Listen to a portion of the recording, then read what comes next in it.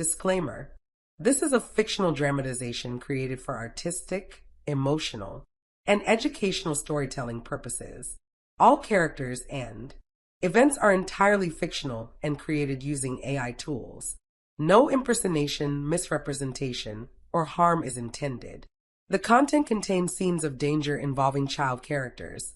However, no real persons or minors were involved in its production. Grace's Love Stories produces scripted, AI-generated stories that promote, entertain, inspire kindness, and emotional connection. We respect our viewers and strictly adhere to YouTube's policies. The air in the great hall was thick enough to drown in, scented with the cloying sweetness of moonbloom incense and the sharp metallic tang of ritual silver. It was the scent of destiny, they said, a fragrance meant to bind souls. To me, it smelled of a gilded cage closing its door. My hands, hidden in the heavy sleeves of a borrowed silk gown, trembled as I stood before the bonding stone, its polished obsidian surface reflecting a distorted, terrified version of myself. This was the moment that would define my life, a political arrangement spun into a sacred vow. But fate, like the wolves of the unforgiving north, rarely follows the paths men carve for it. The whispers of the court were a constant, insidious hiss behind me. I was Reyna Corvin, a healer's daughter. I had no title, no lands, no drop of noble blood to my name. I was a common weed plucked for a royal garden, chosen for Prince Caspian not for love, but for the allegiance of the Southern Healers Guild my family represented. They saw me as a quiet, manageable bargain, plain, pliant, unremarkable. I tried to find strength in their underestimation. My eyes found Caspian standing opposite me. He was the younger brother, the spare prince, with a smile that could coax sunlight from a stormy sky. His hair was the color of warm honey, and his eyes held a kindness that was dangerously rare in these stone halls. When he looked at me, he saw not a political pawn, but a woman. He had visited me in the gardens, spoken of books and music, and promised a life of quiet companionship, far from the suffocating shadow of the throne. It was more than I had ever dared to hope for. A peaceful life, a gentle husband. I could learn to love him. I was already beginning to. He offered me a small, reassuring nod, his jaw tight with the formality of the occasion. The weight of the court was on him, too. He was born of the royal line, yet forever eclipsed by the legend of his brother, the king, King Alaric Davenhart. No one spoke his name above a whisper. He was not a man. He was a storm, a creature of myth forged in the crucible of a brutal border war that had claimed his father and left him scarred and terrifyingly powerful. He was the alpha of alphas, his wolf so dominant it was said to command the very winds. He ruled the kingdom from a throne of shadows and silence, his presence a palpable weight on every soul in the realm. He was not expected to attend this minor ceremony. Kings did not bother with the bonding rites of second sons. His absence was a relief, a small pocket of air in the suffocating room. The High Elder, a man whose face was a roadmap of wrinkles and ancient secrets, raised his hands. His voice, dry as autumn leaves, echoed in the cavernous hall. We gather under the eye of the Moon Mother to witness the joining of two souls, a vow to strengthen the pack, to weave a new thread into the tapestry of our kingdom. He gestured for Caspian to step forward. My heart hammered against my ribs, a frantic bird beating its wings. This was it, the final step. Caspian moved, his ceremonial leathers creaking softly. He reached the bonding stone, his hand hovering over its cool surface. He was about to speak the words, to offer his name and his protection, and then the world stopped. It wasn't a sound that announced him, but a sudden, crushing silence. The whispers died, the rustle of silk ceased. The very air grew thick and heavy, charged with an electric tension that raised the fine hairs on my arms. A wave of primal fear washed over the assembled court, so potent I could taste it on my tongue, the metallic tang of adrenaline. The guards lining the walls, hardened warriors all, went rigid, their hands flying to the hilts of their swords, not in aggression, but in pure, instinctual deference. From the great arched doorway at the back of the hall, a shadow detached itself from the deeper gloom. King Alaric Davenhart moved with a silence that was more terrifying than any roar. He was a giant of a man, broader and taller than his brother, clad not in royal finery, but in stark black leather that seemed to absorb the torchlight around him. A long silver scar cut a brutal path from his left temple, across his eye, to the corner of his unforgiving mouth. It gave his face a permanent, savage cast. But it was his eyes that held the hall captive. They were not the warm brown of his brother, but a piercing, glacial gray, burning with an inner light that was utterly inhuman. They were the eyes of a wolf looking out from a man's face. He didn't look at the court. He didn't look at his brother. His gaze swept the room and landed on me. It was not a look. It was a physical blow. The air was ripped from my lungs. Every instinct I possessed screamed at me to run, to hide, to make myself small. He was the apex predator, the unforgiving winter, the darkness that swallows the light. And then his scent hit me. It was nothing like the civilized, muted fragrance of the court. It was the smell of a storm breaking over a pine forest, of cold mountain air, of lightning striking ancient earth. It was wild and untamed, a scent of raw power that bypassed my mind and struck something deep and dormant within my soul. My blood turned to fire in my veins. A strange, unfamiliar tremor started in the pit of my stomach, a longing so fierce and agonizing it felt like I was being torn in two. It was a feeling I had never known, a forgotten instinct rising from a place so deep I didn't know it existed. Caspian froze, his hand still suspended over the stone. "Brother," he breathed, his voice strained. "You honor us. I did not expect." Alaric's gaze never left me. He took a step forward, and the entire court flinched as if he had drawn a blade. Each step was deliberate, silent, the movement of a hunter closing in on its prey. He passed his brother without a glance, his focus narrowed entirely, terrifyingly, on me. "King Alaric," the High Elder stammered, his composure finally cracking. "The rite has begun. We are bonding your brother to—" Alaric stopped directly in front of me, so close I could feel the heat radiating from his body.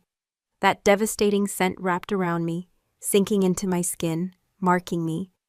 I was forced to crane my neck to look up at him, and found myself drowning in the frozen silver of his eyes.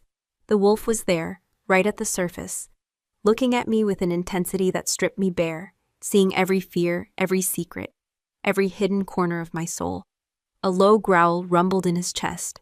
It was not a human sound. It was the deep, possessive vibration of a dominant wolf, a sound that shook the very stones beneath my feet and resonated in my bones. It was a sound of pure, undiluted authority, a claim. The High Elder fell silent. Caspian took an involuntary step back, his face pale with disbelief. My world had shrunk to the space between myself and the terrifying king. My heart was no longer beating. It was crashing, a frantic drum against the cage of my ribs. He raised a hand and I flinched, expecting a blow, but he didn't touch me. His fingers hovered in the air just before my face, his knuckles scarred, his strength held in check by a thread. "Her scent," he murmured, his voice a gravelly timbre that sent a shiver racing down my spine. It was the first time I had ever heard him speak. His words were not for the court, not for his brother. They were for were for me and for the wolf that ruled him. "It calls." He inhaled sharply, his eyes closing for a fraction of a second. The golden light of an alpha's power began to glow in their depths, a molten core within the gray ice. It was a light of absolute possession, a light that sealed fates. "No," Caspian whispered, the word a shattered plea. "Alaric, you cannot." But the king was no longer listening to the world of men. He was answering a call older than kingdoms, deeper than blood.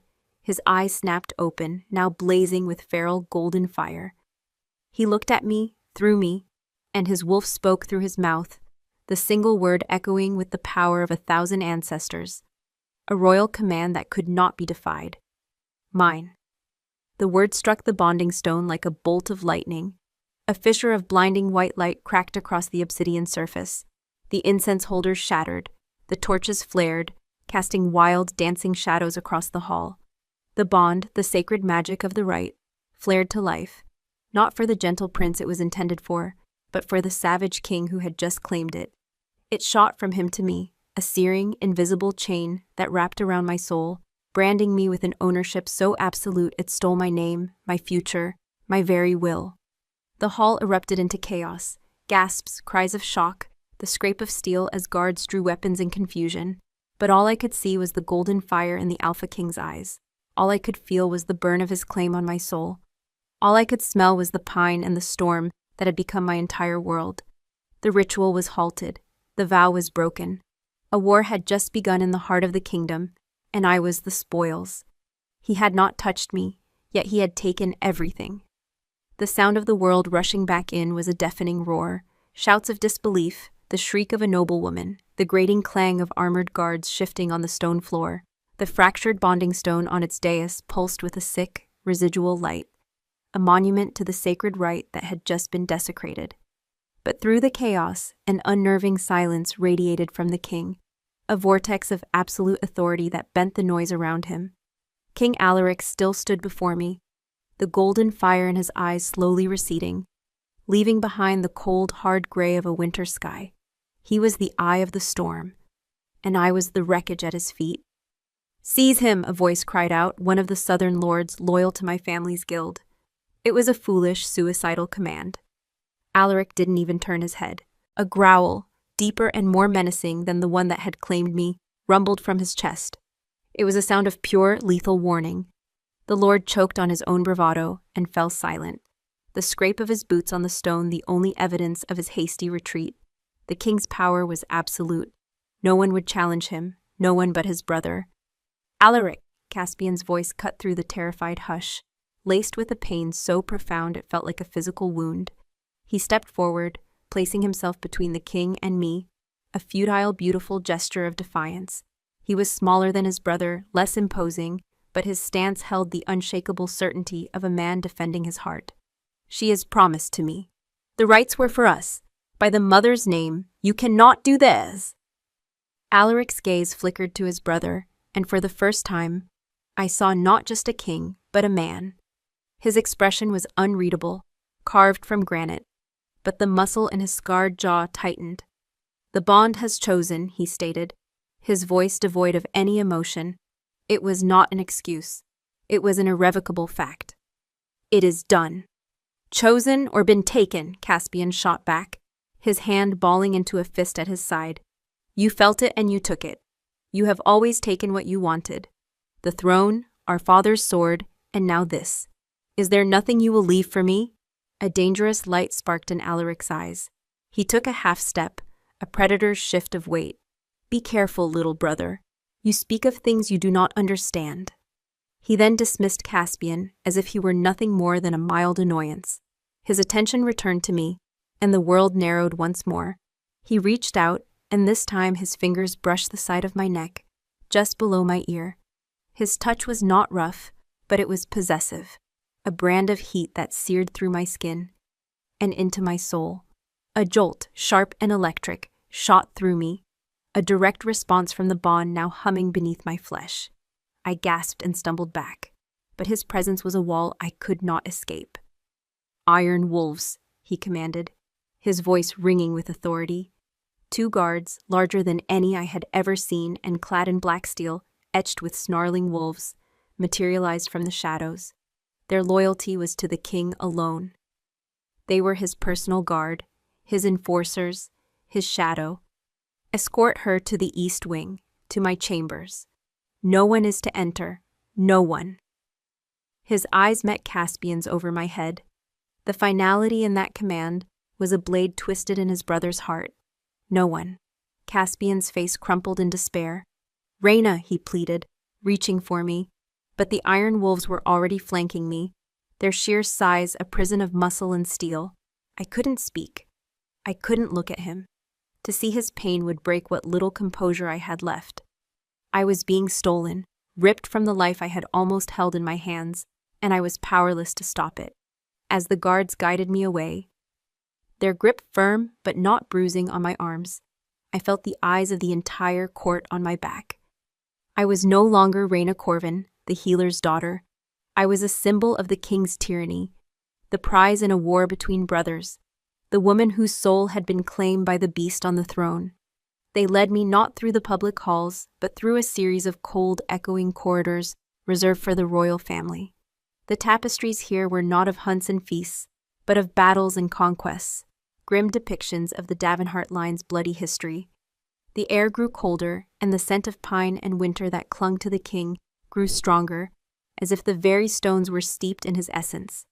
The east wing was a fortress within the castle, a place of solitude and power. The guards stopped before a set of massive iron-strapped oak doors. One of them pushed the door open, revealing a room that was less a bedchamber and more a king's private domain. It was vast and Spartan. A huge hearth, cold and black, dominated one wall. A massive bed, carved from dark, almost black wood and piled with heavy furs, sat on a raised platform. The air was cool and smelled overwhelmingly of him, of pine, of old leather, of cold steel, and of that wild, untamed scent that was his alone. There were no soft cushions, no delicate ornaments. There were weapons racks holding axes and swords, maps pinned to a large table, and a single throne-like chair facing the hearth. This was not a place of comfort. It was the den of a wolf. The door boomed shut behind me, the sound of the heavy lock sliding into place sealing my fate. I was a prisoner. For a long moment I simply stood there, trembling in the center of the enormous room. The borrowed silks of the bonding ceremony felt like a costume for a life that was now dead. I wrapped my arms around myself, trying to fight the chill that had nothing to do with the temperature. The phantom touch of the king's fingers still burned on my neck. I could feel the bond, a low, constant thrum deep inside me, a foreign energy woven into my being. It was a connection to him, an invisible tether that pulled and ached with a terrifying sense of rightness. My mind screamed in rebellion. This was wrong. I was meant for Caspian, for a life of warmth and quiet affection. I sank to my knees on a thick black bearskin rug, the fight finally draining out of me, replaced by a wave of cold, desolate grief. I mourned the loss of that simple future, mourned the gentle man who had looked at me with kindness, mourned the woman I had been only an hour before. A soft click broke the silence. A small, unassuming door near the hearth opened, and an older woman stepped through. She was severe and thin, her gray hair pulled back so tightly it seemed to pull her face taut. Her dress was simple, dark gray wool, the uniform of a high-ranking servant. She looked at me on the floor with utter neutrality, her eyes missing nothing. "You will not kneel," she said, her voice crisp and without warmth. "The king's mate does not kneel." Her words hit me like a slap. The king's mate. The term was so primal, so final. I scrambled to my feet, suddenly ashamed of my diplomatic display of weakness. "I am Elspeth," she continued, her gaze sweeping over my formal gown with disapproval. "I keep the king's chambers. I have done so since his mother, the late queen, passed." These were her rooms. The information landed like another stone in my gut. He hadn't just brought me to a guest room. He had brought me here, to the symbolic heart of his life, to the empty space beside him. "You will be hungry," she stated, not asked. "I will have food brought, and a bath. That gown is not suitable." She gestured for me to follow her through the small door. It led to a bathing chamber, carved from the same dark stone as the hearth, with a deep copper tub already steaming. As I stood there, numb and compliant, Elspeth spoke again, her back to me as she laid out fresh linens. "The court is in chaos. The High Elder has declared the bond legitimate, if unorthodox. The law is clear. A soul bond, once forged, cannot be broken. It overrides all other vows." She paused, turning to look at me, her eyes sharp. "The southern lords are furious. They see this as a betrayal, an insult. Prince Caspian has locked himself in his barracks with his personal guard. There are whispers of rebellion, of civil war." Every word was a nail in the coffin of the world I knew. And the king?" I managed to ask, my voice a broken whisper. "The king is meeting with his war council," Elspeth said flatly. "He is preparing for the consequences of his actions, as should you." She finished her tasks and turned to leave. At the door, she stopped. "You have a healer's hands, girl. Soft. You are not made for this life. Learn to be strong, or this castle will eat you alive." The door clicked shut, leaving me alone with her chilling words and the steam rising from the tub. She was right. I was not made for this. I was a gardener, a creator of poultices, and soother of fevers. My strength was in quiet patience, not in courtly intrigue or the savagery of wolves. Hours later, dressed in a simple nightgown of soft gray wool that felt more like a shroud, I sat by the cold hearth. listening to the silence of the castle. The bond inside me was a restless thing, a low hum of anxiety and awareness that was not my own. It was his. I could feel the distant echo of his anger, his focus, his immense, controlled power. It was an unbearable intimacy, a violation of my very thoughts. The main doors opened without a sound, making me jump. King Alaric filled the doorway, his massive frame eclipsing the torchlight from the hall. He had shed his formal leathers for a simple black tunic and breeches, a sign that his work for the night was done. He looked weary, the lines around his eyes deeper than before. But as his gaze found me, the weariness was replaced by that same unnerving intensity. He shut the door, the heavy thud echoing in the chamber and in my heart. For a long moment he just stood there, watching me, his gray eyes sweeping over me, taking in the borrowed gown, my bare feet on the cold stone, the fear that I knew must be plain on my face. The scent of him, stronger now, filled the air, a heady mix of pine, cold night, and something else, the metallic tang of fresh blood. My breath hitched. He had come from the war council, Elspeth had said, or had he come from dispensing a more final kind of justice? He finally moved, his steps silent on the stone. He didn't come towards me, but walked to the great table, pouring a dark liquid from a decanter into a silver goblet. He drank it down in one long swallow. "My brother has demanded a trial by combat," he said, his back still to me. His voice was a low, dangerous rumble. "He wishes to fight me for the right to you." My heart stopped. Caspian, gentle Caspian, challenging this force of nature? He would be killed. "No," I breathed, the word torn from my throat. Alaric turned slowly, his eyes pinning me in place. I refused, of course. What the bond has made, no blade can unmake. He sees it as cowardice. He is rallying support. He thinks love gives him a strength greater than mine. He gave a short, bitter laugh that held no humor. "He is a fool." He began to walk towards me, and every instinct screamed at me to flee. I pushed myself up, backing away until my shoulders hit the cold stone of the hearth's mantle. I was trapped. He stopped just beyond arm's length, his shadow engulfing me. Up close, he was even more intimidating. The silver scar on his face seemed to pulse in the low light. He studied my face, his gaze lingering on my wide, terrified eyes, my trembling lips. "You are afraid of me," he stated. It wasn't a question. I couldn't find my voice. I could only nod, a tiny, jerky movement. The truth was a living thing between us. A terrified bird caught in a predator's gaze. A flicker of some unreadable emotion crossed his face. Frustration, perhaps. Or something deeper, something akin to pain. It vanished as quickly as it appeared, replaced by a mask of cold control. He looked at the frantic pulse beating in my throat, and his eyes darkened. "Good," he growled, the single word a paradox of menace and something else I couldn't name. His voice was soft, dangerously so, a predator's whisper. "Fear will keep you alive in this court." He took one more step, closing the final space between us. He leaned in, his heat and his scent a suffocating cloud, his lips hovering mere inches from my ear. I could feel the vibration of his next words against my skin. "But it will not keep you from my bed." The words were a physical blow, more shocking than any strike. "It will not keep you from my bed."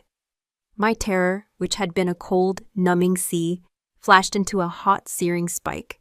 The healer in me vanished, replaced by a cornered animal. I flattened myself against the hearth, the rough-hewn stone biting into my back, my hands coming up in a useless gesture of defense. "No," I whispered, the sound raw and torn. He watched the defiance flare in my eyes, and a strange, grim satisfaction settled on his features. It was as if this, my fear turning to fight, was what he had expected, what he wanted. "No," he repeated, his voice dangerously soft. He took the final step, his body caging mine against the stone. He didn't touch me, but his proximity was a crushing weight.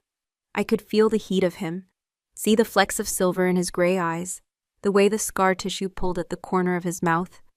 "You do not have a choice, little healer." The bond was forged. The Moon Mother witnessed it. The old magic answered. "It answered you," I choked out, finding a sliver of courage in my desperation. "You took it. You tore it from him. It's not a bond. It's a theft. A muscle feathered in his jaw. For a second I thought I saw a flash of raw pain in his eyes. A deep, ancient wound laid bare. It was gone in an instant, replaced by that impenetrable mask of iron. "You think you know what this is?" he snarled, leaning closer still.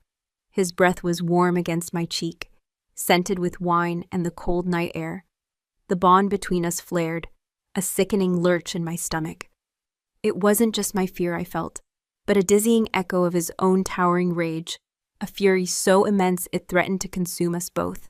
I felt a wave of vertigo, my knees weakening as his emotions bled into mine. He must have felt it too. He stiffened, a sharp hiss escaping his lips.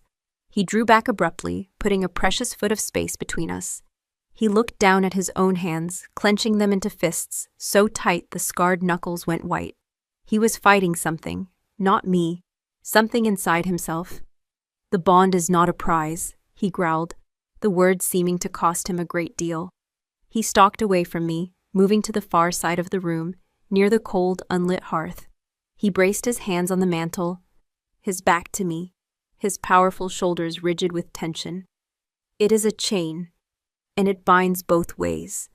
I stared at his back, my heart hammering. What did he mean? "Every feeling you have," he continued, his voice a low, ragged thing that scraped against the silence. "Your terror, your hatred, your grief for my brother, I feel it.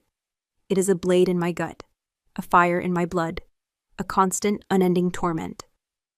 He finally turned, his face a mask of torment and fury. "My wolf claimed you, yes, it is his nature. But the magic that followed shackled me to your pain. So do not speak to me of theft. You are my captor, as much as I am yours." The revelation struck me dumb. The bond wasn't just his power over me, it was my suffering inflicted on him. The sheer, terrifying intimacy of it stole my breath. He felt my fear, he was wounded by my sorrow. The thought was both horrifying and, in a strange, twisted way, empowering. My weakness was a weapon.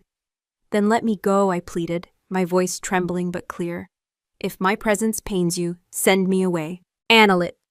He laughed, a harsh, bitter sound that echoed in the vast chamber. "You are a child.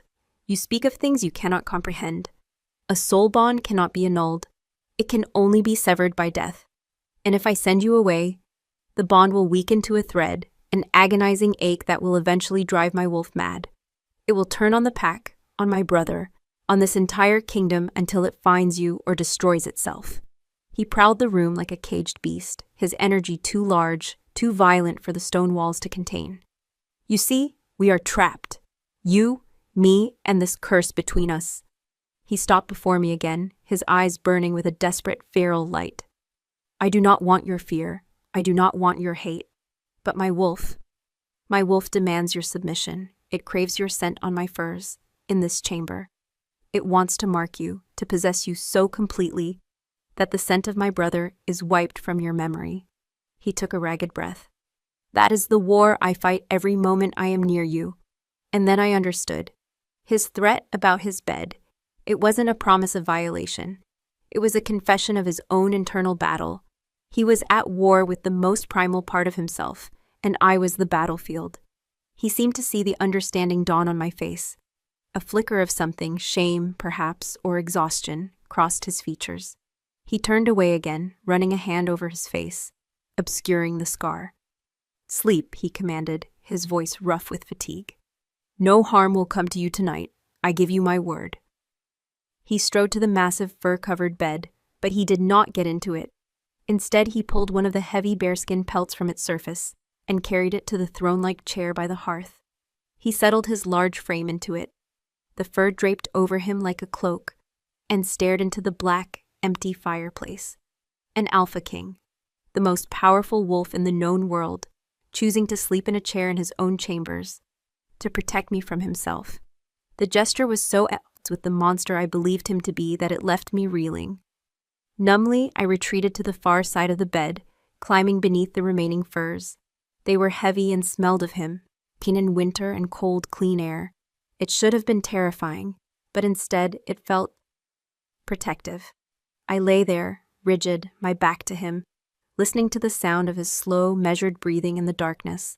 The bond between us was still there, a low thrum, but the sharp edges of his anger had softened, replaced by a vast, aching loneliness that was so profound it felt like a physical cavern in his soul. It seeped into me, a cold and desolate sorrow that was not my own, and for the first time, I did not feel fear of the king, but a strange, unwelcome pang of pity for the man.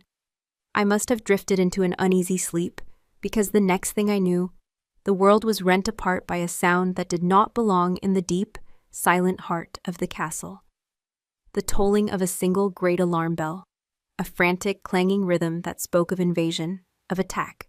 I shot upright, my heart seizing.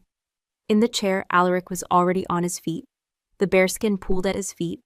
He was utterly still, a predator listening to the sounds of a threat on the wind. Shouts echoed from the corridors, faint but growing louder, followed by the unmistakable clash of steel on steel. "What is it?" I whispered, clutching the furs to my chest. "Fools," he growled, and his scent filled the room, sharp and dangerous.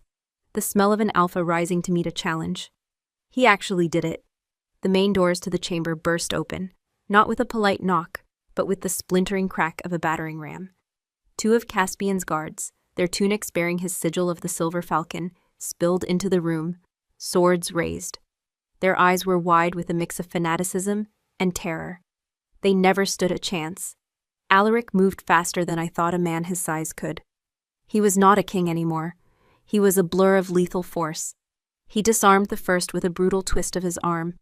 The man's scream cut short as Alaric's fist connected with his jaw. The second guard lunged, and Alaric simply sidestepped, grabbing the man's sword arm and using his own momentum to slam him into the stone wall with a sickening crunch. It was over in seconds. Two armored men lay groaning on the floor, and the king stood over them, breathing heavily, not with exertion, but with rage. Through the broken doorway, I could see the chaos in the hall. Caspian's men were fighting the Iron Wolves. It was a slaughter. The Iron Wolves were disciplined, ruthless, moving with deadly efficiency. Caspian's men fought with passion, but it was not enough. "They're trying to start a civil war," I breathed in horror. "They are trying to get to you," Alaric corrected, his voice a low growl. He turned, and his blazing eyes found me in the bed. "To them, you are not a woman. You are a symbol, my stolen prize. If they can rescue you, they believe they can fracture my authority and force me to abdicate in my brother's favor." He strode towards me. "Get up, we are leaving." "Leaving? Where are we going?" "Somewhere they cannot find you." He grabbed my arm, his grip like an iron band, and pulled me from the bed. He was not rough, but his urgency was absolute. He dragged me towards the back of the chamber, to a section of the wall covered by a heavy tapestry depicting a grim, ancient battle. He threw the tapestry aside, revealing not stone, but a narrow, dark wooden door. He produced a key from a chain around his neck and unlocked it. A wave of cold, musty air washed over us. It was a secret passage. "Move," he commanded, pushing me gently inside. The darkness was total. He followed me in, pulling the door shut behind us, plunging us into absolute blackness. I heard the click of the lock. We were sealed in. For a moment, there was only the sound of our breathing and the frantic beat of my heart. Then, with a scrape of flint and steel, a small flame sparked to life. He had lit a pocket lantern, and its weak, flickering light cast huge, dancing shadows on the narrow stone walls. The passage was tight, the air thick with the smell of dust and damp earth. "Stay close," he ordered, his voice echoing unnaturally in the confined space. He started walking, holding the lantern high. I had no choice but to follow, my hand occasionally brushing against the cold, weeping stone of the walls. The sounds of the fight faded behind us, replaced by the drip of water and the scuff of our feet. We walked in silence for what felt like an eternal, suffocating time. The passage twisted and turned, sloped downwards into the very foundations of the castle. My simple nightgown was no match for the deep subterranean chill. I began to shiver, my teeth chattering. He must have heard. He stopped, turning to face me. The lantern light illuminated his face from below, carving his features into a demonic mask of shadow and light. "Here," he said, and before I could react, he was shrugging off his heavy black tunic. He thrust it at me. "Put it on." I stared at him. He stood before me in the damp, cold dark, bare-chested.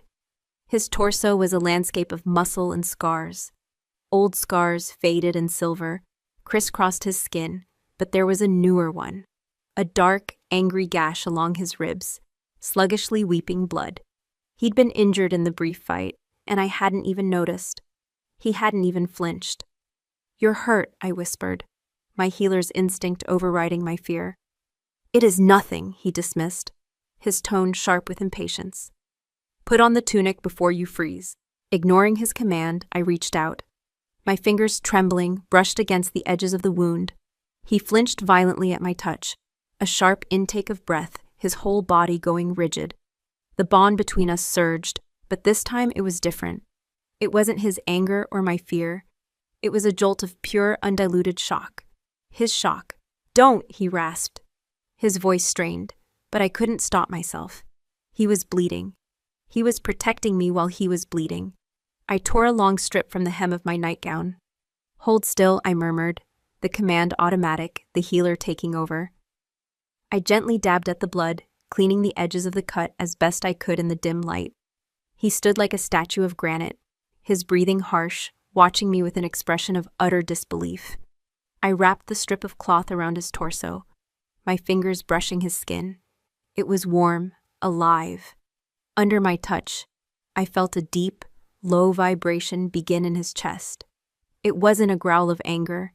It was a bewildered, questioning rumble, the sound a wolf makes when it encounters something it has no frame of reference for. I tied the makeshift bandage, my hands clumsy but determined. When I was done, I looked up at him. The iron mask was gone. In its place was a look of raw, unguarded vulnerability. The formidable Alpha King looked utterly lost, staring down at me as if I were the first person to touch him in 100 years. "Why?" he whispered, his voice hoarse, the single word hanging between us in the cold, dark air, heavy with the weight of 1,000 unanswered questions. My small, whispered question hung in the cavernous silence between us, heavy and fragile. "Why?" His voice had been raw, stripped of all its royal authority, leaving only the sound of a man asking a question he never expected to voice. I looked from his stark, vulnerable face to the makeshift bandage around his ribs, the white of my nightgown already darkening where it soaked up the blood. My healer's training, the bedrock of my entire life, provided the only answer I had. "You were bleeding," I said, my voice quiet but steady in the enclosed space. "It is what I do. I mend what is broken." The simplicity of my answer seemed to shatter something in him. He stared at me, his glacial gray eyes wide with a confusion so profound it looked like pain. He had expected defiance, hatred, a litany of accusations. He had not expected this, a simple act of care, an instinct to heal that transcended captor and captive. The king, the warrior, the alpha had no defense against it. For a long moment he said nothing. The only sound was the drip of water somewhere in the darkness ahead. He finally broke his gaze from mine, looking down at the tunic still clutched in his hand. Without a word, he shook it out and held it open for me. It was a command without words, but the rigid anger was gone, replaced by a quiet, grim necessity. I turned, allowing him to settle the heavy black wool over my shoulders. It fell to my knees, ridiculously large, but the warmth of it was immediate and welcome, a shield against the subterranean chill. It was saturated with his scent, that wild, clean smell of pine and winter. To wear it felt like a surrender, a brand, yet the heat seeping into my shivering skin was a comfort I couldn't deny. When I turned back, he had already composed himself, the iron mask sliding back into place, though the haunted look in his eyes remained. "This way," he said, his voice once again a low rumble of command. He took up the lantern and continued down the passage. The silence that followed was different. It was no longer just an absence of words, but a space filled with the weight of what had just passed between us. The bond, that invisible chain, hummed with a new frequency. The sharp edges of fear and anger had been blunted, replaced by a current of bewildered awareness. I could feel his confusion as if it were my own, a swirling fog of thoughts he couldn't grasp. And through it, I felt him sensing my own turmoil, the conflict between my terror of him and the healer's instinct that saw only a wound that needed tending. The passage began to widen, the air growing fresher. carrying a faint, clean scent of wet stone, and something else. Something green and alive. The floor became smooth, as if worn down by centuries of flowing water. Ahead, the lantern's glow was swallowed by a soft, ethereal luminescence. We emerged into a vast, breathtaking cavern. The ceiling soared into darkness, lost to sight. But the walls wept with shimmering, phosphorescent moss, casting the entire space in a soft, silver-green light. In the center of the cavern lay a perfectly still, circular pool of water, so clear it looked like a sheet of polished obsidian, reflecting the glowing moss above. The silence here was absolute, sacred, broken only by the sound of single droplets of water falling from unseen stalactites, each one landing in the pool with a soft musical chime. It was a place of deep, ancient magic, a secret heart hidden in the foundations of the world. "What is this place?" I breathed, my voice swallowed by the immense space. Alaric moved to the edge of the pool, his massive form a black silhouette against the silver glow. "The moon spring," he said, his voice low and reverent. "The source of the castle's wells. They say the first alpha of our line was born from this water, blessed by the Moon Mother herself." He knelt, trailing his scarred fingers through the surface.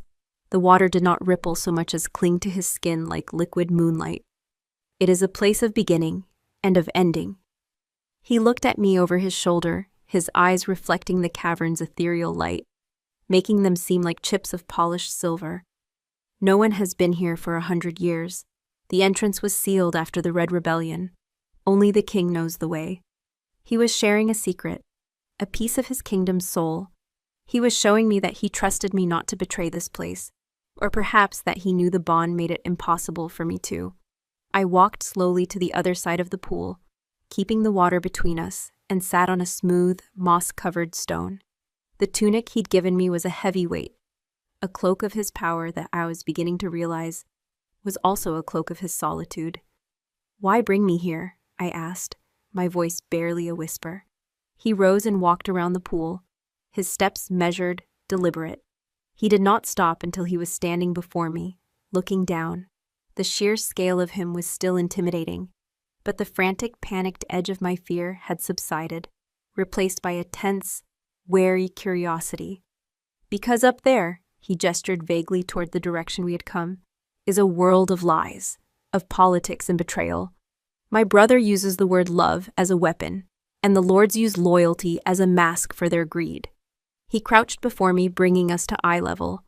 The proximity made my breath catch, but his gaze was steady, searching.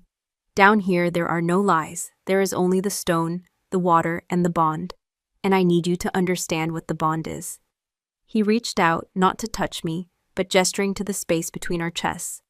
"When my wolf smelled you in the Great Hall, it was not a choice. It was a recognition.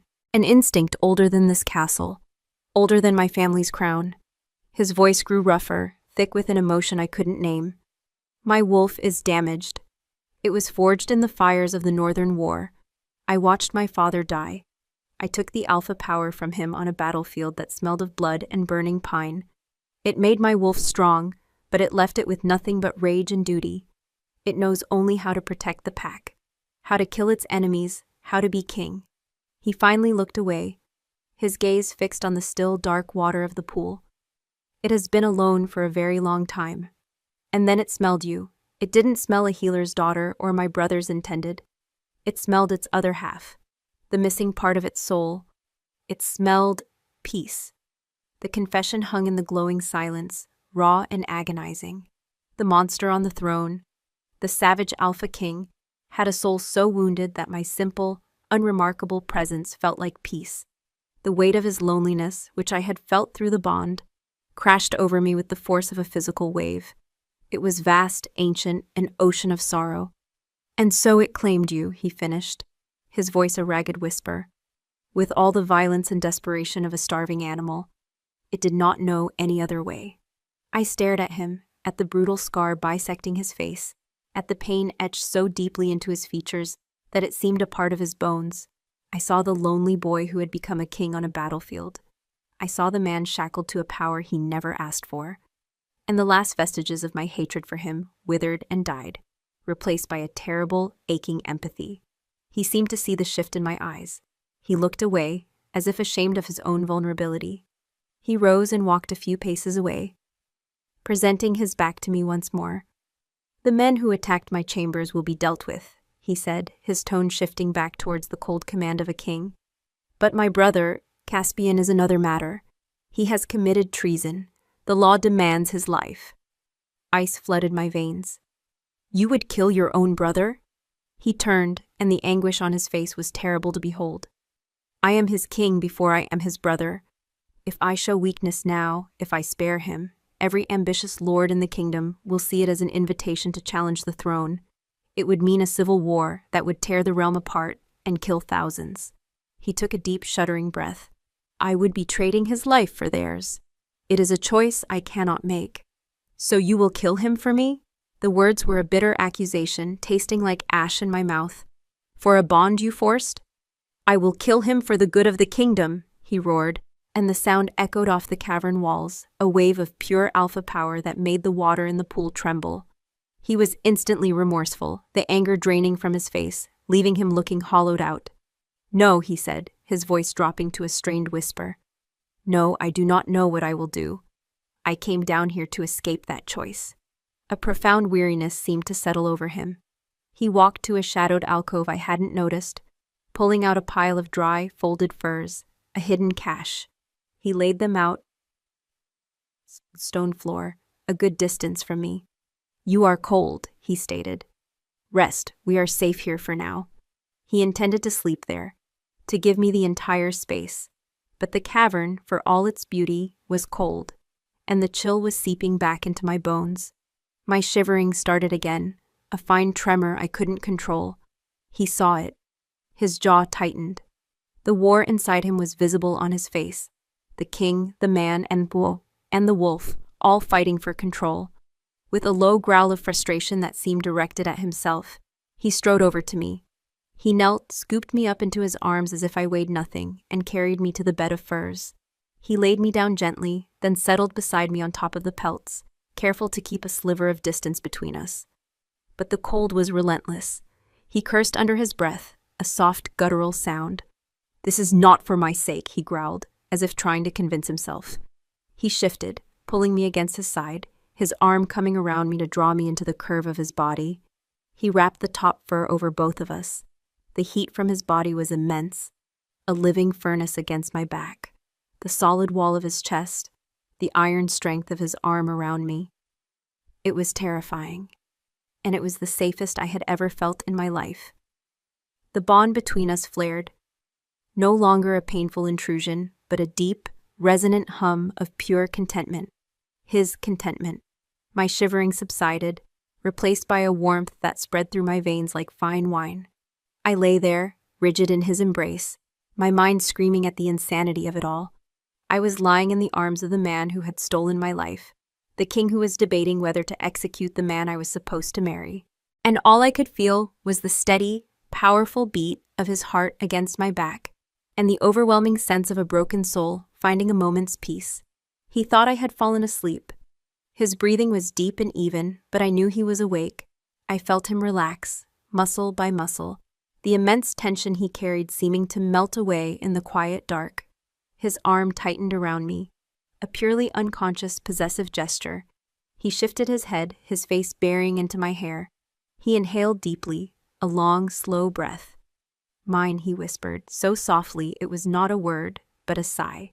It was not the savage claim from the great hall. It was a sound of desperate, heartbreaking relief, a prayer answered in the dark. And just as my own treacherous heart began to beat in time with his, a jolt shot through him. He went rigid, a choked gasp tearing from his throat. I felt it too, a spike of agony through the bond, so sharp and alien it felt like a physical stabbing. It was not his pain. It was not my fear. It was a wave of pure, unadulterated rage and despair, funneled through a conduit that should not have existed. Alaric ripped himself away from me, scrambling to his feet. He clutched his head, a feral growl tearing from his soul. The silver light of the cavern glinted in his wide, horrified eyes. "What is it?" I cried, sitting up, the cold rushing back in. "What's wrong?" He stared at me, his face a mask of disbelief and fury. "It's my brother," he rasped, his voice cracking. "The Iron Wolves have him. And somehow, curse it all, I can feel him." The cavern, which had moments before felt like a sanctuary, became a pressure chamber. Alaric's shock and fury were a physical force, radiating from him in waves that made the air crackle. He paced the edge of the moonspring, a caged wolf, his hands fisted at his sides, his bare chest rising and falling with harsh, ragged breaths. "How?" he snarled, the word directed at the still water, at the ancient stones, at the fates that had cornered him. "How is this possible?" I scrambled from the furs, the tunic he'd given me tangling around my legs. "What do you mean you can feel him? You feel his pain?" Alaric whirled on me, his eyes blazing with a wild, desperate fire. Not his pain, his intent, his rage, his absolute conviction that I am a tyrant who must be put down. He ran a hand through his dark hair, the gesture one of profound agitation. "It's the bond. It's supposed to be between an alpha and his mate, a closed circuit, but you were promised to him. The rite had begun. When I claimed you, the magic fractured. It didn't just bind you to me. It created an echo, a psychic tether between the three of us." The implication was horrifying. A tangled knot of souls, each privy to the other's darkest emotions. Caspian's hatred for his brother was now a poison seeping directly into Alaric's mind. And my own conflicted feelings. They were a bridge between the two warring poles. "He is in the dungeons," Alaric continued, his voice a low, dangerous growl. "Chained. And every ounce of his fury, his sense of betrayal, is screaming in my head. He is calling me a coward, a monster, a kinslayer." He slammed his fist against a rock wall, the sharp crack echoing through the cavern. He didn't even flinch, though blood welled on his scarred knuckles. "He is trying to drive me mad." And it was working. I could feel the assault through the bond, the relentless drilling hatred from Caspian, amplified by Alaric's own guilt and torment. It was a feedback loop of agony. Caspian, trapped and powerless, was using the one weapon he had left, his own righteous fury, funneled through an arcane connection he couldn't possibly understand. "You have to stop it," I said, taking a hesitant step towards him. "You're the Alpha King. Can't you block it?" "Block it?" He gave a harsh, mirthless laugh. "To block him would be to block you. It is the same path. I would be cutting myself off from the only thing that keeps my wolf from tearing this castle apart to get to him." He stopped pacing and looked at me, his eyes filled with a terrible, stark clarity. "He has given me the choice I sought to avoid. Let his poison fester until it destroys me from within, or end it. End him." The weight of that decision settled in the cold air between us. The crown Alaric wore was not made of gold, but of thorns, each one a choice between duty and damnation. "There has to be another way," I insisted, my voice pleading. I was thinking of Caspian's kind smile, of his promise of a quiet life, of the gentle man who was now facing death because of a love he felt for me. The guilt was a physical sickness in my stomach. "There is no other way," Alaric said, his voice flat and devoid of hope. "The law is absolute. Treason demands a life. The pack demands a strong alpha. An alpha who cannot control his own bloodline is no alpha at all." He walked back to the furs and picked up the tunic he had insisted I wear, turning it over in his hands. His scent, pine and winter, clung to the fabric. "This was a mistake," he said, his voice low. "Bringing you here. Seeking a moment of peace. Peace is a luxury kings cannot afford." He began to walk back toward the narrow passage, his stride long and purposeful. He had made his decision.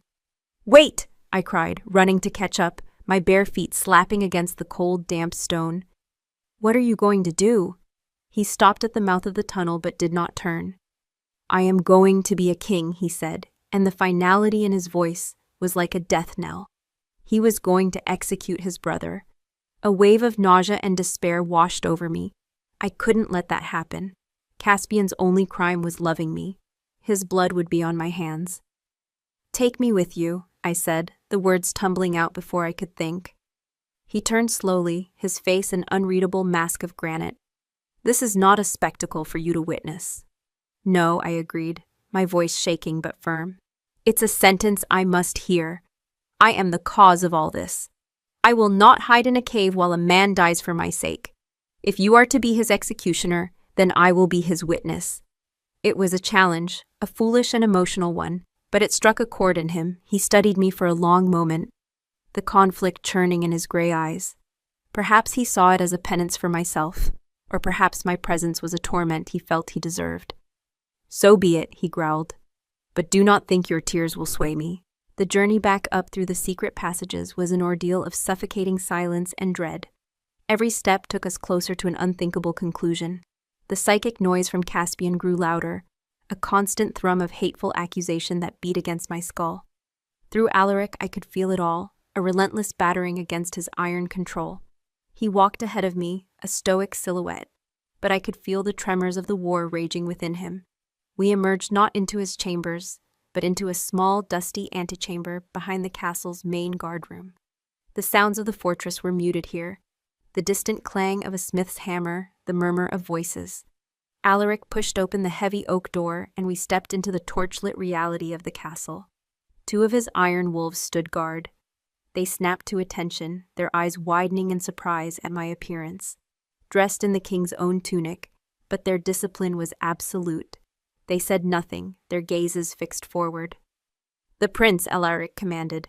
"Where is he?" "Deep cells, my king," one of the guards replied, his voice a respectful baritone. "Level 3, secure and isolated." "Prepare the executioner's block in the lower courtyard," Alaric said, his voice as cold and hard as the stones around us. "At dawn."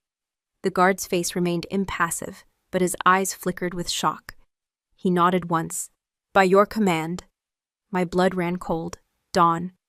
It was only hours away. Alaric turned to me. "You wish to be a witness. You will have your chance. But first, you will see the full price of my brother's folly." He strode toward the dungeons, and I had no choice but to follow, a ghost in his wake. The iron wolves fell into step behind us, their armored boots echoing on the stone, a grim procession. We descended flight after flight of spiraling stone stairs, the air growing colder, damper, thick with the smell of mildew and despair. The deep cells were a place of nightmares. The torchlight barely penetrated the oppressive gloom. The sounds of suffering were a constant low murmur, a cough, a sob, a madman's quiet laughter. Alaric walked through it all as if he were deaf and blind to it. His focus narrowed on his destination. They stopped before the last cell, a cage of thick, rust-eaten iron bars set into the living rock. And there was Caspian. He was chained to the wall, his wrists held high by heavy manacles. His fine clothes were torn and filthy, his face bruised and swollen. But it was his eyes that undid me. When he looked up and saw us, they were not the warm, kind eyes I remembered from the garden. They were filled with a burning, incandescent hatred, directed solely at the brother who stood before him. "Kinslayer," Caspian spat, the word of venomous curse. His voice was hoarse. "Have you come to gloat before you murder me in the dark?" "The sentence will be carried out at dawn in the courtyard, as the law demands," Alaric stated, his voice devoid of all emotion. He was no longer a brother, only a king delivering judgment. Caspian's hateful gaze shifted and found me standing half-hidden behind Alaric. His expression fractured, the hatred momentarily replaced by a look of profound, agonizing betrayal. "Reina," he breathed, his voice breaking. "You are with him? You wear his colors? After everything, you chose the monster?" "I didn't choose, I whispered, the words lost in the cavernous dungeon. "She did not choose, Pant," Alaric said, his voice a low growl of warning. "This is between you and me, brother. Leave her out of it." "Leave her out of it?" Caspian laughed, a wild, broken sound that echoed horribly in the small space. "She is the only thing that is in it.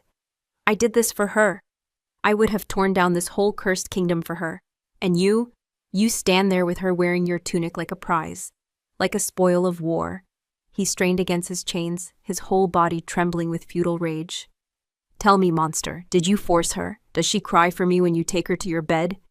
The crude, desperate words were meant to wound, and they struck their mark. I flinched as if slapped. Alaric went rigid, a growl building in his chest so deep and savage it was barely human. The psychic link between them exploded with a feedback of pure, murderous rage. Alaric's and Caspian's hatreds met and magnified, and I was caught in the crossfire. The pain was so intense I cried out, clutching my head as the world spun. Alaric reacted instantly. He took a step back from the cell, turning to me, his own face pale and strained. "Enough," he bit out, not to me, but to the connection that bound them. He grabbed my arm, his grip hard, and pulled me away from the cell, back towards the stairs. "Run back to him, Reyna," Caspian's voice screamed after us. A litany of torment and fury. "Hide behind your new master, but know this. When my head falls, my blood will be on your hands as much as his. I curse you both. I curse you." We fled the dungeons, the sound of his curses chasing us up the spiraling stairs. When we finally reached the main level, the air felt clean and fresh, but I was still choking on the poison from below. Alaric dragged me back to his chambers, the broken door a stark reminder of the night's violence. He released me in the center of the room. He was breathing heavily, his control shattered. The constant assault from his brother, combined with the confrontation, had pushed him to his limit. "You see?" he rasped, his eyes wild. "You see what he has become? There is no reasoning with him. There is only this madness." "He is mad with grief," I cried, tears finally streaming down my face. "You took everything from him, his bride, his future, and now you mean to take his life. What did you expect? Gratitude? I expected him to understand duty, Poir," he roared. "I expected him to understand that some things are bigger than what our hearts desire. I have sacrificed everything for that crown, my youth, my peace, my own damned soul, and he would throw it all away for a pretty face he has known for a week." The words were brutal, but they rang with the terrible weight of truth. His truth. I sank to my knees, all the fight gone out of me, replaced by a hollow, aching despair. Dawn was coming. A good man was going to die. And a king was going to be forced to kill his own brother, a deed that would haunt him for the rest of his days. The bond, this cursed soul bond, would ensure he felt every last second of his brother's terror and his own self-loathing. It was a tragedy with no heroes, only victims.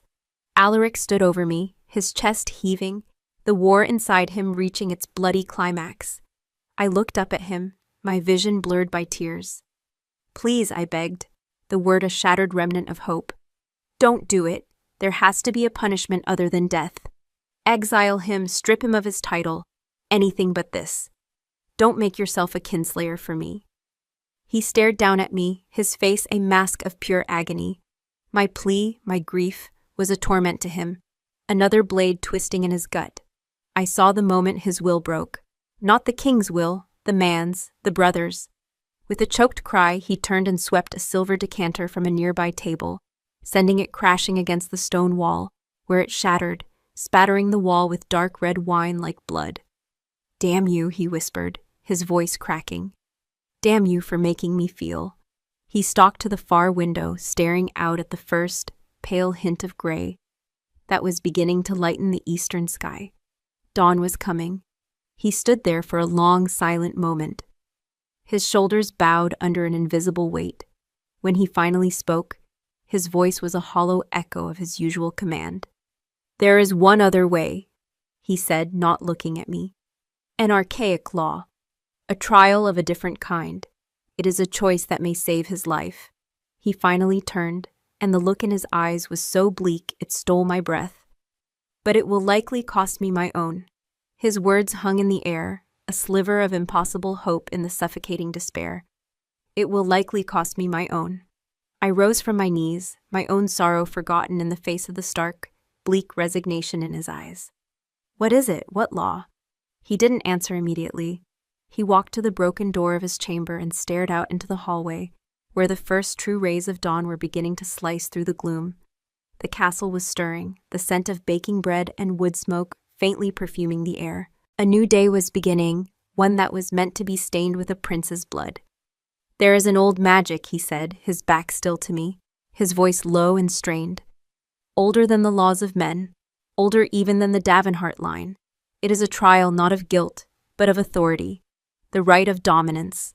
He turned to face me, and the weariness in his expression was so profound it seemed to have carved new lines into his face overnight. "An alpha's right to rule is absolute, but if his judgment is questioned, not by a rival but by his own blood, He can submit himself to the judgment of the Moon Mother herself. He must prove that his soul, his will, is stronger than the chaos that lies at the heart of every wolf. A cold dread, deeper and more primal than anything I had felt before, began to snake its way up my spine. How? He must face the Unchained, a spirit of pure primal wolf energy, the rage, the hunger, the savagery, unbound by reason or loyalty. He must enter a trance and battle it on a spiritual plane, subdue it, chain it with his own will. He gestured vaguely at the world outside the window. If he succeeds, his authority is reaffirmed by the old magic itself. His word becomes law, unbreakable and absolute. No one would dare question his right to pass any sentence he chooses, even mercy. The dread coalesced into a knot of pure terror in my stomach. And if he fails? Alaric's gaze met mine, and in it I saw the abyss he was willing to step into. If he fails, the spirit consumes him, his soul is shattered. At best, he is left a mindless, savage beast, to be put down like a rabid dog. At worst, he dies, his heart stopping in his chest. Either way, the Alpha is gone, the kingdom is left leaderless, vulnerable. Civil war would be inevitable. He was trading a certainty, Caspian's death, for a gamble where the stakes were his life, his soul, and the fate of the entire realm, all to avoid becoming a kinslayer, all because I had begged him to. You can't, I whispered, shaking my head. It's too great a risk. The kingdom needs you. The kingdom needs an alpha it can trust, he countered, his voice rough. Not a tyrant who butchers his own family to secure his claim on a woman. He looked at me then, and the weight of his gaze was a physical thing. The bond, it connects me to your grief. I cannot rule with your sorrow poisoning every breath I take. I cannot be the monster you see when you look at me. This is the only way to cleanse the slate. For all of us. Before I could protest further, he turned and strode from the room. Summon the High Elder, he roared to the guards in the hall, his voice once again ringing with the unshakable power of a king. Clear the lower courtyard. Bring the prince from the dungeons, and bring me my ceremonial armor. The castle, which had been slowly waking, was shocked into frantic activity. Word spread like wildfire. Not an execution, a rite. The whispers were a mix of terror and awe. The right of dominance had not been invoked for 500 years. It was a legend, a myth told to frighten children. And now, it was happening. I was swept along in the tide, an unwilling spectator to a history I had set in motion. They brought me a simple gray dress to replace the king's tunic, but the scent of him clung to my skin. A constant, harrowing reminder of his sacrifice. They led us not to the courtyard, but back down into the earth, to the cavern of the Moonspring. The High Elder was already there, his ancient face grim, flanked by 2 acolytes who were laying out ritual objects on the stone floor, bowls of salt, bundles of dried wolfsbane, and a ceremonial blade forged from meteorite silver. Caspian was brought in, flanked by 4 iron wolves. His chains had been removed, but he was still bruised and disheveled. When he saw the scene in the cavern, his defiant hatred faltered, replaced by a look of stunned confusion. What is this mockery? He demanded, his eyes finding Alaric, who was standing by the edge of the pool. Alaric had donned a simple harness of black leather over his bare chest, leaving the makeshift bandage I had tied for him in place. He wore no crown, no emblems of his office. He was stripping himself down to the man, to the wolf. This is not mockery, brother, Alaric said, his voice echoing in the vast, silent space. This is my answer. You have questioned my right, my honor. I will not prove it with your blood, but with my own soul. The High Elder stepped forward, his voice a dry rustle. Your Majesty, King Alaric, by the ancient laws, do you willingly submit yourself to the right of dominance to reaffirm your authority as Alpha of this realm? I do, Alaric said, his voice clear and steady. And you, Prince Caspian, the Elder said, turning his gaze on the younger brother, do you accept this trial as a final judgment upon your life and your claim? Caspian stared at his brother, at the grim determination on his face, at the sacred, terrifying preparations. The full weight of what Alaric was doing seemed to finally crash down on him. This was no political maneuver. This was a potential suicide. His righteous fury seemed to evaporate, leaving behind a young man horrified by the consequences of his own actions. Yes. Caspian stammered, his voice barely a whisper. I accept. The rite began. The acolytes chanted in a low, guttural language that vibrated in my bones. The High Elder drew a circle of silver dust and salt around the pool's edge. I was made to stand just outside it, beside a shaking and pale Caspian. Alaric met my eyes one last time, across the glowing cavern. There was no fear in his gaze, only a vast, lonely resolve. Then he turned and walked into the center of the moonspring. The water, clear as glass, rose to his waist. He closed his eyes, tilted his head back, and let out a long, slow breath. The chanting intensified, and the world changed. Through the bond, I felt the shift. It was as if a door had opened in Alaric's soul, a door to somewhere cold and dark and utterly savage. A wave of raw, primal energy flooded the connection between us. It was the Unchained. It felt of endless winter, of blood on snow, of a hunger that could never be sated. It was the wolf without a pack, without a name, without a soul. And it was ancient and powerful, and it hated him. Alaric's body went rigid in the water. A low growl tore from his throat, not his own, but something higher, more feral. His muscles corded, his hands clenched into claws. He was fighting it. I could feel the battle as if it were happening inside my own mind. Flashes of imagery assaulted me, a vast dark forest under a blood-red moon, the glint of yellow, merciless eyes, the feeling of phantom claws scraping against the inside of my skull. The spirit was tearing at him, trying to shred his will, to unmake the man and leave only the beast. Alaric cried out, a raw, agonized sound, and thrashed in the water, sending silver droplets flying. The High Elder's chanting grew more desperate. He is losing, Caspian breathed beside me, his face ashen with terror and guilt. Mother, have mercy, what have I done? I felt it too. Alaric's presence through the bond was fraying, his consciousness being overwhelmed by the sheer, brutal force of the primal spirit. I felt his exhaustion, his pain, the edges of his very being starting to dissolve. He was dying, the king was being broken, and I knew with a certainty that defied all reason that I could not let it happen. He had called my essence peace. If his torment could flow to me, then my peace could flow to him. No, I whispered. Ignoring the High Elder's frantic shout, I broke through the silver circle and ran into the water. It was shockingly cold. The hem of my dress instantly soaked and heavy. I waded towards him, towards the epicenter of the spiritual storm. Alaric was convulsing, his head thrown back, a scream of pure agony tearing from his lips. He didn't see me. He was lost, drowning in an ocean of savagery. Alaric, I cried, grabbing his arms. His skin was fever-hot despite the cold water. His eyes snapped open, but they were not his own. They were blazing with a wild yellow light, the eyes of the Unchained looking out through his face. It snarled at me, a terrifying, inhuman sound. But I was not afraid, not anymore. I looked into those savage eyes and spoke to the man I knew was still trapped inside. Come back, I pleaded, my voice shaking. I poured all of my will, all of my essence, all of the calm I could muster down the bond that connected us.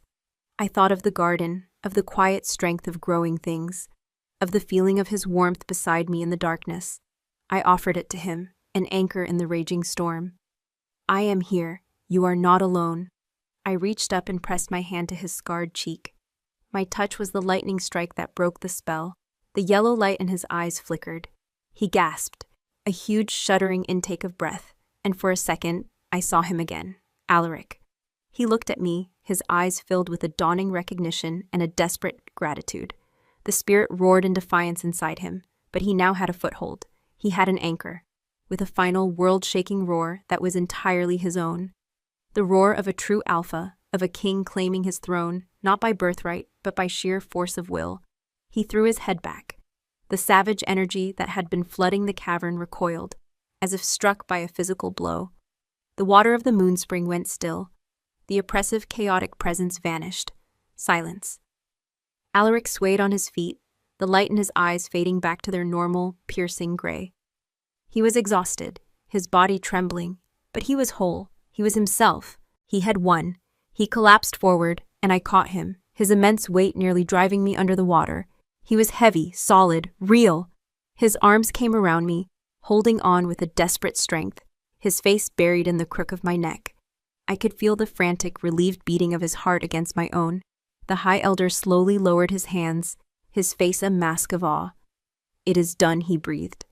"The rite is complete. His authority is absolute." Over Alaric's shoulder, I saw Caspian. He had fallen to his knees, his face buried in his hands, his shoulders shaking with silent, racking sobs. The hatred was gone, scoured away by the terrible, beautiful truth of his brother's love.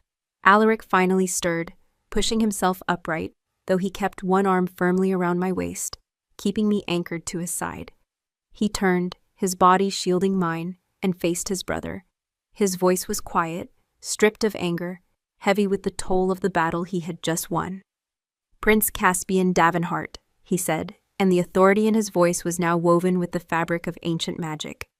"For the crime of treason against the crown, I sentence you, not to death." Caspian looked up, his face streaked with tears. "I sentence you to life," Alaric continued. "You are stripped of your title and your claim.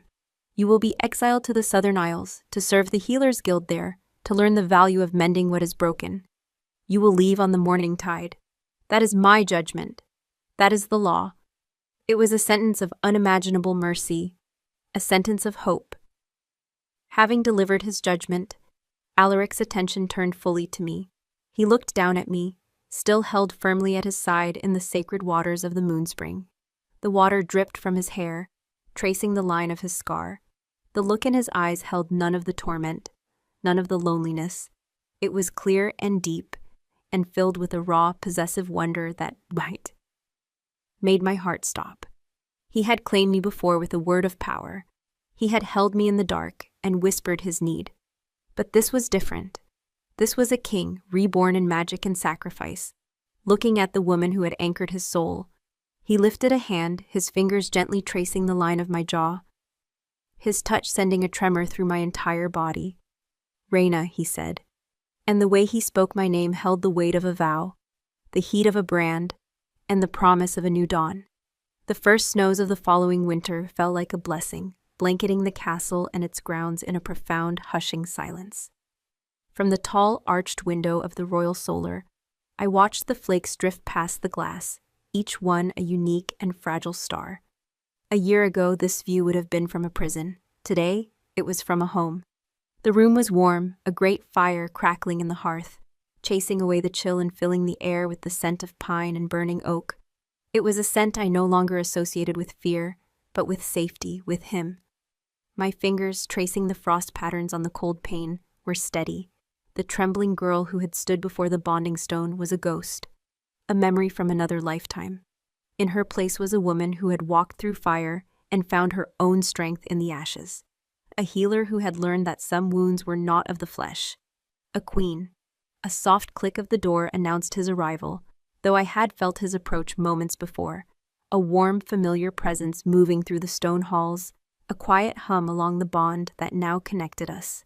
It was no longer a chain of torment, but a silver cord of shared thoughts and emotions, a constant, comforting music beneath the noise of the world. Alaric entered not with the crushing authority that once silenced rooms, but with the quiet grace of a predator at ease in its own territory. He had come from a meeting with the War Council, and he still wore his black leathers, but the weight of the crown seemed to rest more lightly on his shoulders these days. He stopped in the center of the room, his glacial gray eyes finding me by the window, and the harsh lines of his face softened. The king receded, and my husband stood in his place. "The snow is early this year," he said, his voice a low rumble that was as much a part of me as my own heartbeat. "The northern mountains send their regards," I replied, a small smile touching my lips. I turned from the window and walked towards him. "The grain shipments from the south have all arrived. The storehouses are full. The people will be warm and fed this winter." He watched me approach, a look of quiet wonder in his eyes that had never entirely faded. It was a look that still, after all this time, made my heart ache with fierce, protective love. He reached out, his large scarred hand gently cupping my jaw, his thumb stroking the curve of my cheek. "My wheat queen," he murmured, always thinking of the pack. My influence had been a quiet one, a gentle tide that had slowly turned the currents of his court. I had established new infirmaries, revived the ancient knowledge of the healers' guilds, and taught that strength was not just in the sword, but in the hand that mends. Alaric, in turn, had tempered my idealism with his pragmatism, teaching me that a soft heart must be protected by a strong hand. We were two halves of a whole, a balance of winter and spring, of iron and earth. "There was a letter," I said, my hand covering his, "delivered with the last shipment from the Southern Isles." His expression became guarded, the memory of his brothers still a tender place in his soul. I led him to the table by the fire, where a single piece of parchment lay.